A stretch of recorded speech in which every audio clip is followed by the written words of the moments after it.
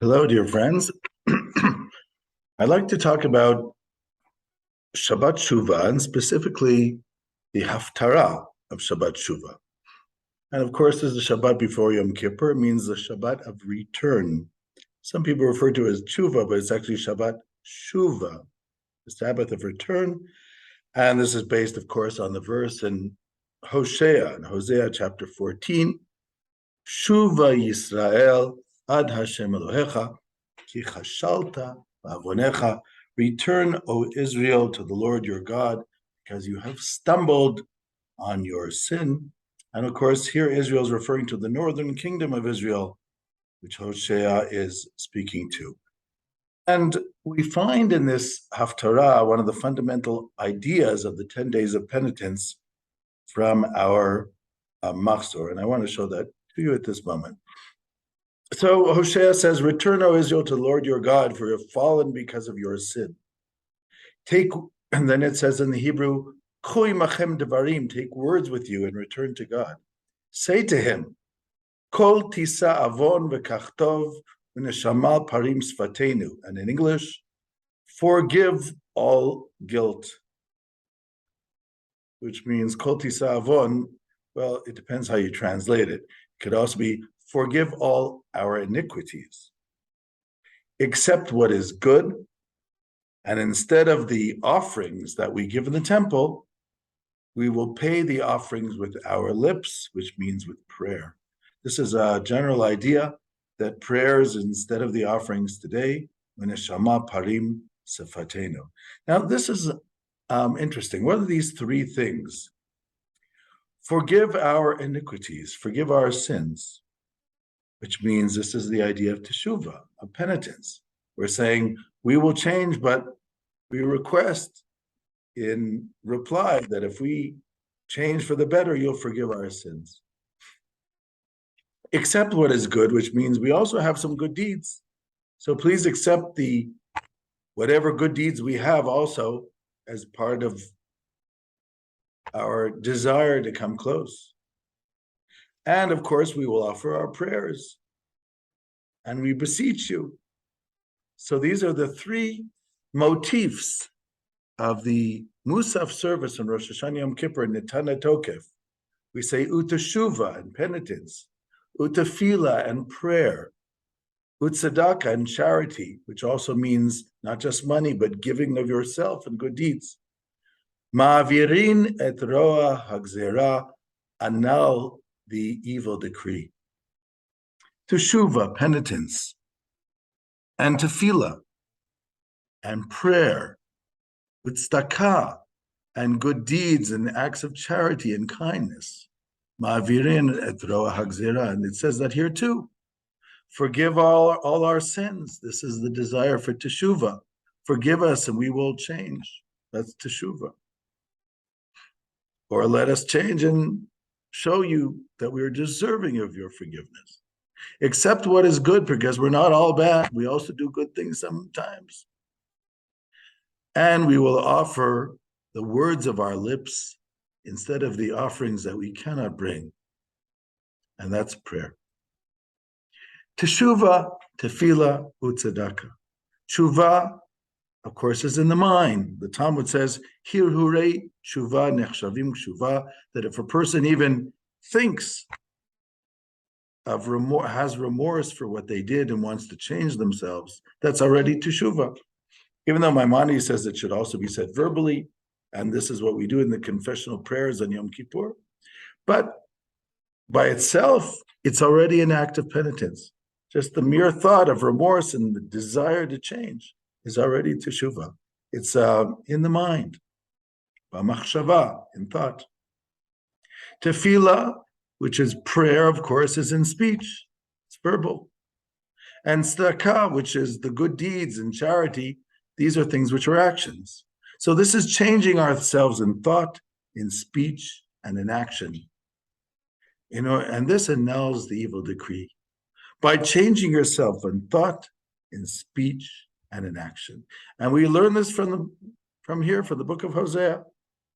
Forgive all our iniquities and accept what is good. That's the tzedakah. the good deeds, and instead of the offerings, accept the words of our lips. Tefillah. Now, I want to point out, and I might get back to Hosea, we have three unusual customs that accompany us through these 10 days of penitence from Rosh Hashanah to Yom Kippur.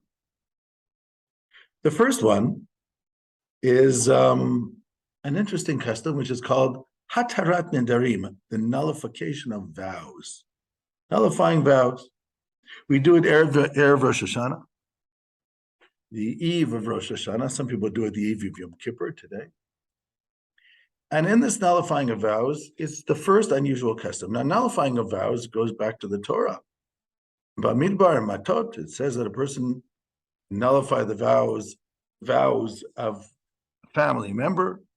And we know that the Talmud says a chacham, that a sage can nullify the vows of an individual if they discover a reason why the vow should be nullified. So this is a Torah-based concept. But why specifically before Rosh Hashanah? What is the connection? A second unusual custom we have is on the first day of Rosh Hashanah, tashlich. We go to a water source. We say the verse in Micha, Mi el kamocha, who throws our sins away into the sea. And we actually throw as if branch, or some people throw bread into the water to show that casting our sins away. Tashlich mimtzulot yam kochatotam, throw all their sins into the depths of the ocean. And we sort of go through the motions of this. Another unusual custom. The third one, kaparot, which we do Erev Yom Kippur, where we are asking for forgiveness Yom Kippur and we want to atone. Third one is the most unusual one. In antiquity, in Ashkenazic lands, Jews would take a chicken and they would slaughter the chicken by somebody who knew what they were doing, of course. And then the chicken was given to a poor family, and this was an act of atonement. Why a chicken? I'll get back to this in a moment. But first of all, about the three customs. As I said, hatarat nedarim has a Torah base, the idea of nullifying vows. So that is quite obvious. The only question is why before Rosh Hashanah? The second one, tashlich, is very unusual because we are already asking our prayers for forgiveness the day after Rosh Hashanah and the Slichot. Why on Rosh Hashanah, which is a day when we don't ask for forgiveness, because it's a Yom Tov, it's a festival, why would we do tashlich? It is unusual. And the third one is even more unusual. What's this using a chicken? We don't give offerings outside the temple.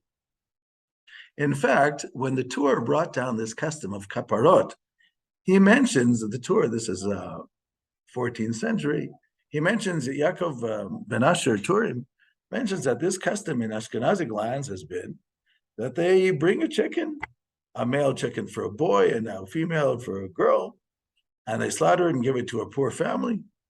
And right away, Joseph Caro, who later becomes the author of the Shulchan Aruch, in his Beit Yosef, in his commentary on the Tur, says, what type of custom is this? This is not a good custom. Of course, he's referring to the chicken. He has nothing against giving money to charity. And then he quotes the Rashba, who says that this, who must have been familiar with it, Shimon ben Aderet, and he said this custom, he says this in the 13th century, this custom looks like paganism, Darkei Mori. And he brings in the name of his teacher, Nachmanides, the Ramban, that this is a terrible custom. What are they doing? This is not, we only bring animal offerings in the temple, never outside the temple. And the Shulchan Aruch, Joseph Caro, in his Shulchan Aruch, when he talks about the custom of kaparot, he says, some people bring chickens. He says, we must stop this custom. It is bad.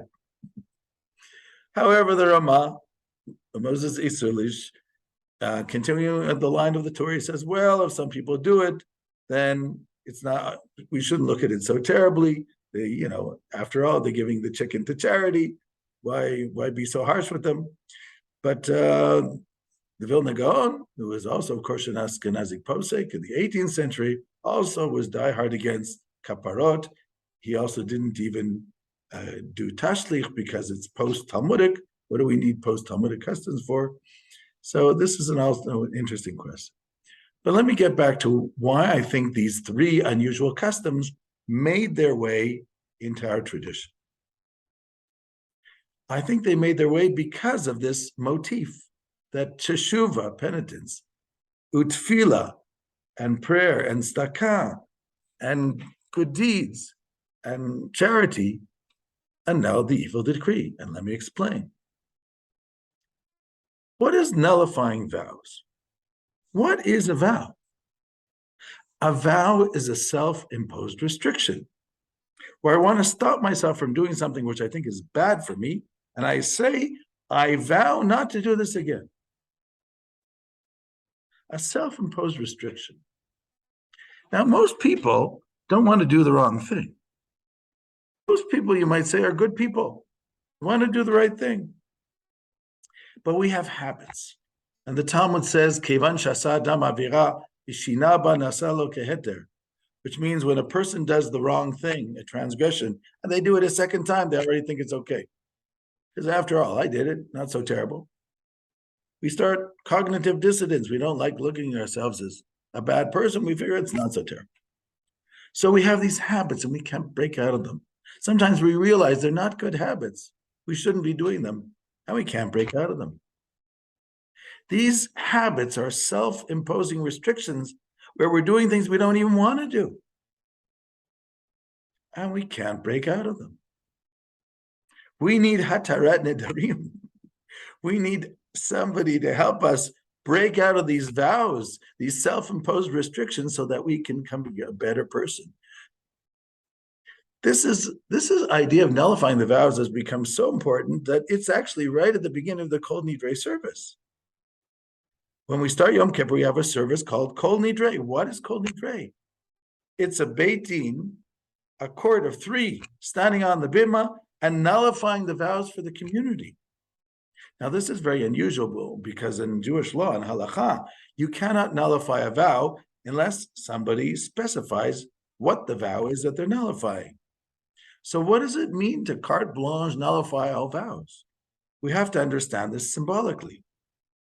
And the symbolism here, I think, is what I was saying. It's all these bad habits that we form that makes us into the unwanted person that we really don't want, but we can't get out of it. And we just excuse ourselves and saying, this is the way we are, we can't break out. So this nullifying of vows is a calling to do teshuva, the change. It's difficult to change. Sometimes we need help from the outside. It's like the 12 steps of Alcoholics Anonymous. One of them is that we have to say that it's outside our ability. We need help from the outside. We ask for a higher source. So on Yom Kippur, we ask God, give us that strength, because we don't know if we really have it. So this is the way I see symbolically this unusual custom of nullifying the vows, which is taken so seriously that we start Yom Kippur with this in the prayer of Kol Nidrei. The second part, so that's teshuva. The second part is tefillah, the tashlich. Right on Rosh Hashanah, we go out to the water source. We say the verse from Micah, Mi al kamocha, over avon, noseh avon v'over pesha, who is like you, who holds the burden of our iniquities and also can atone sin, can pardon sin, and throw all our sins into the ocean. So we do this prayer right away on Rosh Hashanah. We don't want to wait until the next day.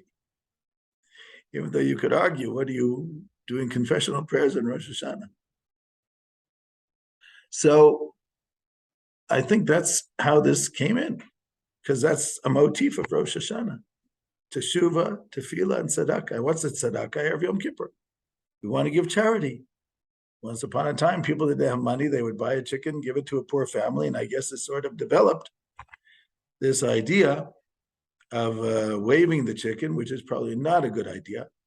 Today, it's better just to buy somebody food so for their meal before Yom Kippur, or to give money to charity, which is what most people do. But my what I'm trying to hit home is that these three unusual customs made their way into our 10 days of penitence because of this idea that teshuva, penitence, and tefillah, and prayer, and tzedakah, good deeds and charity, ma'avirin et roa hagzera, they can change the outcome of this, of the evil decree. Therefore, I want to wish everybody Chatima Tova. May you be all being sealed in the book of life on this Yom Kippur. Shalom, shalom.